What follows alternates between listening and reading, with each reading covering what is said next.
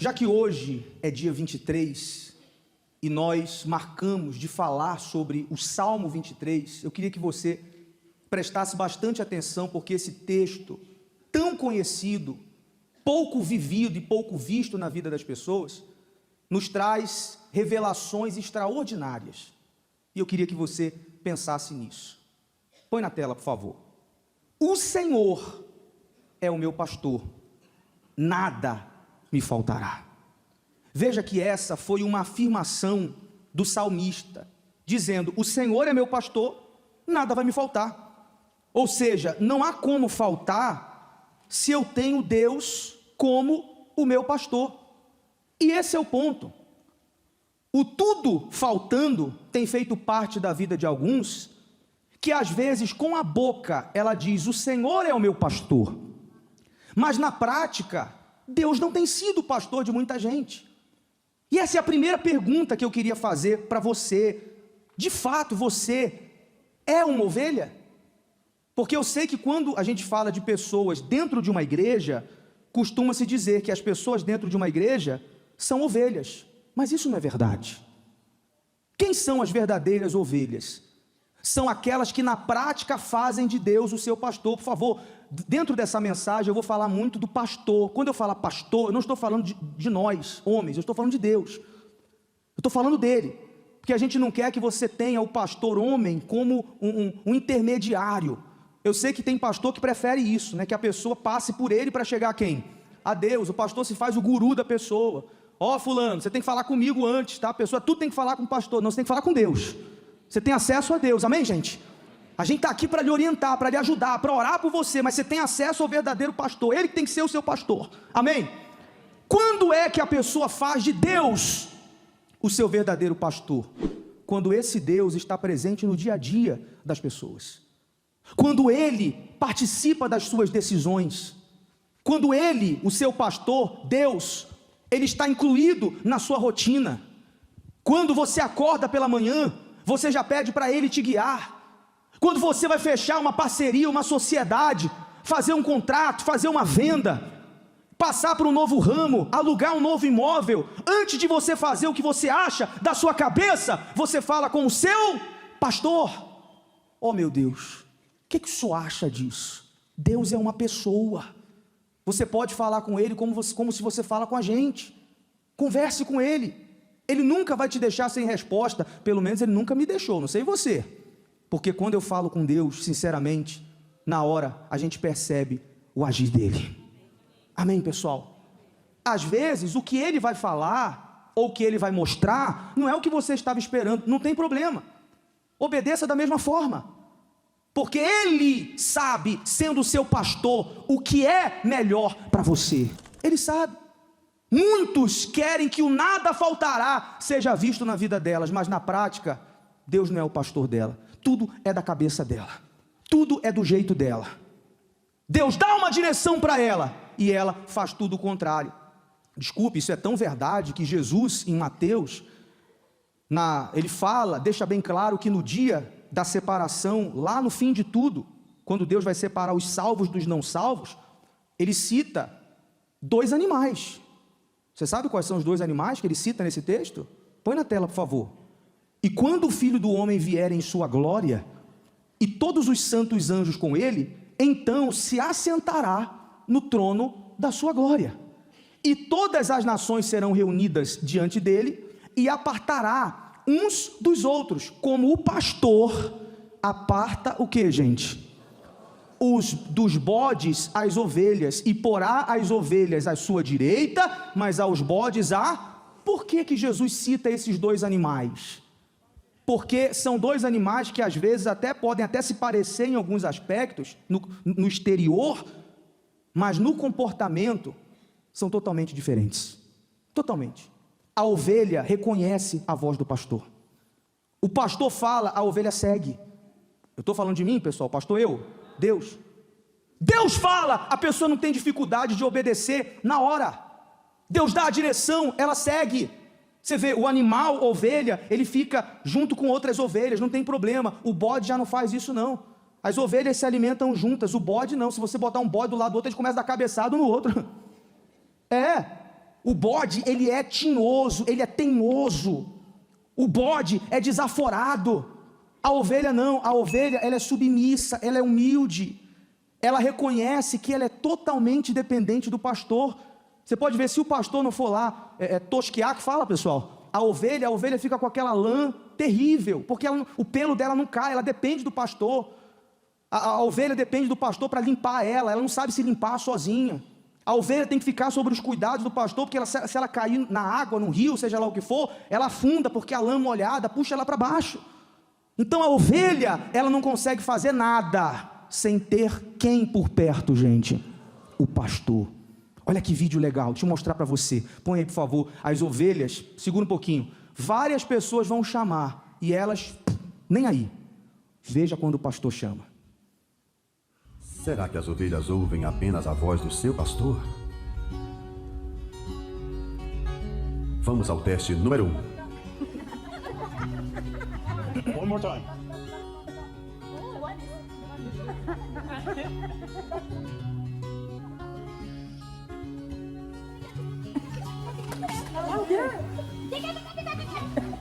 Tá chamando? Tá chamando? Nada. Teste número 3. Tá chamando?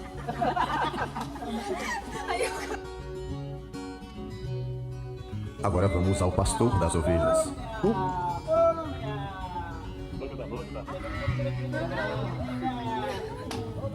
Observem a reação.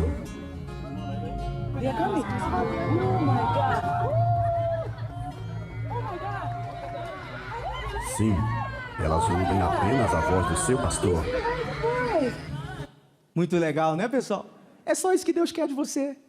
Quando Ele falar, o que você tem que fazer? Obedeça, que Ele não vai deixar nada faltar para vocês. Amém? Ele sabe das suas necessidades. Ele só quer que você, de fato, não com palavras, mas de verdade, seja ovelha dele. Amém, pessoal? Por favor, não pode se comportar como outro animal, não, pelo amor de Deus. Você viu, o pastor Mateus estava falando que uma senhora pediu uma visita para ele numa fazenda lá. Vem cá, pastor Mateus. Lá em Unaí. É longe, né, gente? E aí, quando ele entrou lá na roça, a senhora falou para ele assim, ó, cuidado com o Tião. Aí ele, como é que foi essa história? A mulher falou isso para você? Sim, senhor, vai quase 20 anos, solteiro, fomos visitar uma fazenda no Unaí, a senhora tinha problema de saúde, não podia acompanhar. O caseiro foi comigo, ela pastor, unge tudo. Cuidado com o Tião. O Tião é traiçoeiro, o Tião é sem vergonha. O Tião tem raiva. Eu falei, não, qualquer coisa a gente amarra o diabo, ele vai manifestar, agarra para trás. Pensou que era uma pessoa. Sei que era uma pessoa que tinha raiva da igreja. E eu fui com o caseiro ungindo tudo, daqui a pouco eu ungindo ali os tratores, orando, o caseiro gritou, pastor, eu te amo. Eu dei um pulo pensando que era uma pessoa, era um bode quase da minha altura, preto, com chifre desse tamanho. O Tião só atacava quem dava as costas para ele. Traiçoeiro. Traiçoeiro. Essa é a característica do bode. Traiçoeiro, vingativo. Você está vendo, pessoal? Pois é. O bode, você vai brigar com ele, ele não se curva não. O que ele faz? Ele mete o chifre, é isso mesmo, senhor. Ele vem para cima. Ele é desaforado. Me desculpe, mas tem gente que ela faz tudo o contrário do que Deus manda fazer. E depois vem reclamar com Deus. É ou não é? Ah, Deus! Minha vida não muda, eu estou na igreja, eu vou, nada acontece. Mas às vezes ela não está obedecendo o pastor, ela está fazendo do jeito dela. Então, por favor, pessoal, cuidado com o Tião, tá? Cuidado com o Tião. Segue o texto aí, segue. Deitar-me faz em verdes pastos, guia-me mansamente às águas tranquilas, refrigera a minha alma e guia-me pelas veredas da justiça, por amor do seu nome. Ainda que eu andasse pelo vale da sombra da morte, não temeria mal algum, porque tu estás comigo, a tua vara e o teu cajado me consolam. Esse vale que o salmista fala ser o vale da sombra da morte, era o caminho de Jericó até Jerusalém. Então era um vale, uma rota perigosa, onde tinham salteadores, aonde às vezes fazia muita sombra, mas era o único caminho para quem quisesse chegar até Jerusalém, até o templo, para orar.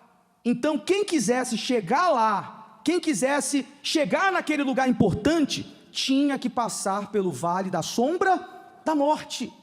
Hoje, o que seria esse vale da sombra da morte? Pense comigo, hoje é a rota do sucesso.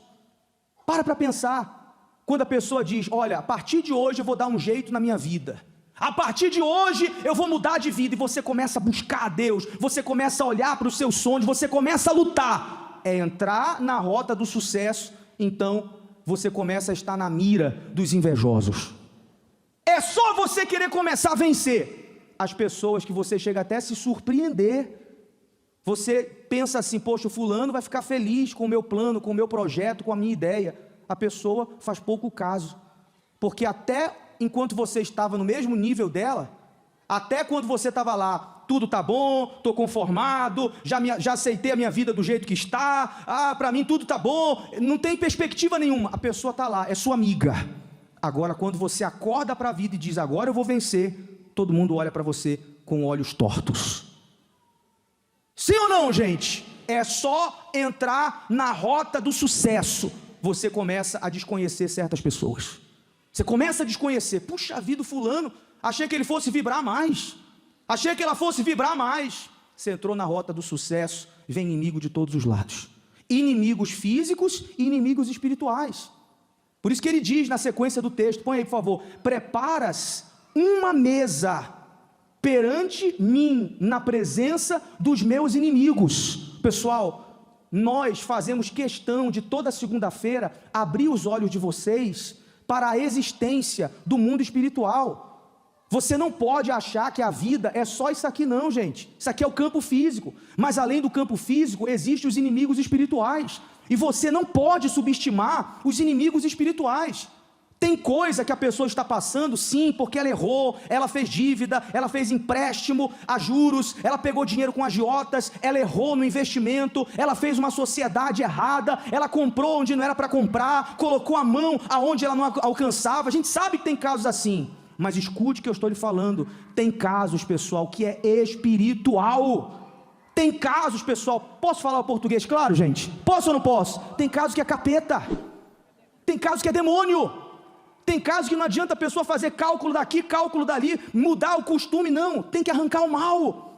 Você não tem ideia o que às vezes a gente vê aqui. Uma vez o demônio manifestou, ainda lá na Asa Sul, e na hora da libertação o demônio disse, eu faço o número dela sumir da agenda dos clientes. Olha só, aí adianta essa pessoa trabalhar mais? Vai adiantar, gente, honestamente? Vai adiantar recalcular as dívidas? Não, tem que arrancar quem, gente?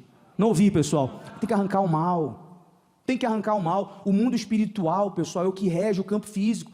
A mulher esses dias mandou mensagem no nosso Instagram, ela disse assim, assistiu o programa na televisão, aqui de Lusiânia, ela disse, até printei a mensagem, ela disse, cheguei na porta do solo, desci do ônibus e eu não conseguia entrar. Você acredita nisso, pessoal? Isso é físico ou espiritual, gente? Espiritual. É o mal que não quer que ela vença. Quanta gente eu já ouvi falar que a pessoa diz, meu Deus, eu cheguei, rodei Sataguatinga todo e não vi o solo. Como que não vê um negócio desse tamanho, gente? É natural, pessoal, é espiritual. Então, se o problema da pessoa foi causado por erros administrativos, então ela tem que mudar a mente, mudar o pensamento, e junto, unido à fé, a aliança com Deus, ela vai vencer. Mas tem casos que tem que botar o mal para correr, porque se você não entender o mundo espiritual, você vai ficar, me desculpe, com o peito aberto, com a guarda baixa, desprotegido, e o mal, isso é um prato cheio para o mal. Pessoal, todo dia a gente tem que amarrar o diabo, pessoal. Bispo Macedo já falou, ele acorda pela manhã, todo dia, ele coloca as mãos para fora na janela e diz que seja todo mal amarrado em nome de Jesus. A pergunta é, não me responda não, será que você já amarrou o diabo hoje já? Será que você já acordou pela manhã hoje, você já fez uma oração forte e disse, ó Deus, todo mal que se levantar contra mim hoje, seja ele repreendido em nome de Jesus? Será que você já fez isso? Será que você tem o costume de fazer isso? De pedir para Deus ir na sua frente, colocando os anjos dele para te guiar, para lhe guardar? O mundo espiritual existe, pessoal, são os nossos maiores inimigos. Seu maior inimigo não é o patrão não, ô meu amigo. Seu maior inimigo, ô senhora, não é sua sogra não, minha amiga. Não são pessoas não, é o mal. Inclusive está escrito que a nossa luta não é contra o sangue nem contra a carne, e sim contra os principados e potestades. Você acredita nessa palavra, pessoal? Então a prova é de que existem os inimigos espirituais, e você tem que lutar contra eles todos os dias. Aí ele diz, né, unges a minha cabeça Com óleo, o meu cálice transborda. Por que ele fala de ungir a cabeça? Porque tudo começa onde? Aqui, pessoal. Antes de alguém fracassar num projeto, ela fracassou na mente. Antes da pessoa desistir de um sonho, de um projeto, ela desistiu aonde, pessoal? Na mente. Antes da pessoa pular de uma ponte e se matar, que é infelizmente o que mais a gente vê, ela já se matou aonde? Aqui. Cuidado. Cuidado com a sua mente, cuidado com os seus pensamentos, cuidado com as coisas que você alimenta, que vêm naturalmente na sua cabeça. Mas entenda que através da fé, você tem o poder de rechaçar, de expulsar esses pensamentos. É como a televisão, o controle da televisão. Vocês têm televisão em casa, pessoal? Quem tem televisão, gente? Quando você liga ali a televisão e você chegou numa coisa que você não quer assistir, o que você faz? O que você faz? Você muda de canal. Coloca no canal que lhe agrada, no canal de algo bom para você. Assim a mente. Vem um pensamento ruim, pensamento intrusivo, pensamento destrutivo. O que você faz, pessoal? Muda de canal. Fala, não vou pensar nisso aqui não, isso aqui não me traz esperança. A Bíblia diz, eu tenho que trazer à memória aquilo que me dá esperança. Isso aqui não me dá esperança não, isso aqui me traz tristeza, isso aqui me traz dor, isso aqui me traz desânimo. Então você muda de canal e começa a pensar nas coisas de Deus, amém? E aí isso é você se ungir com óleo, é pedir ao Espírito Santo que esteja no controle da sua mente, que esteja ali sendo o seu guia. E aí quando você faz tudo isso, você faz de Deus o seu pastor, você encara o vale da sombra da morte em aliança com Ele, mesmo tendo todo mundo contra você, você sabe que os teus inimigos espirituais se levantam, você parte para cima deles, e você deixa o óleo chamado Espírito Santo sobre a sua cabeça. É o que acontece, é isso aqui, ó. Fique de pé, por favor. Aí vem a afirmação, olha que afirmação bacana, gente. Certamente, preste atenção, por favor. Você vê que com Deus não tem meio termo. Por isso que aqui a gente não aceita falar para vocês, ó, pessoal, não sei, vamos ver. Talvez dê certo, talvez não dê. Talvez vai dar certo, talvez vai dar errado, não sei. Talvez você vença esse ano, não sei. Se não vencer esse ano, você vence daqui a 10 anos. É assim que a gente fala com você, pessoal? Não. A gente chega para profetizar, a gente chega para determinar. Porque a gente sabe que se você fizer de Deus o seu pastor, certamente, diga certamente, está aí, ó, certamente que a bondade e a misericórdia me seguirão todos os dias da minha vida. Pessoal, Deus é bom. Como o rapaz falou, Deus é muito bom e Ele vai ser bom com vocês nesse final de ano. Vocês vão terminar esse ano podendo dizer, poxa, Deus é muito bom. O ano começou mal, mas terminou uma bênção. Parecia que as coisas iam dar errado, mas graças a Deus deu tudo certo. Você vai ver a bondade de Deus na sua vida esse ano. Amém? Faça de quem o seu pastor. E não quebre a sua aliança.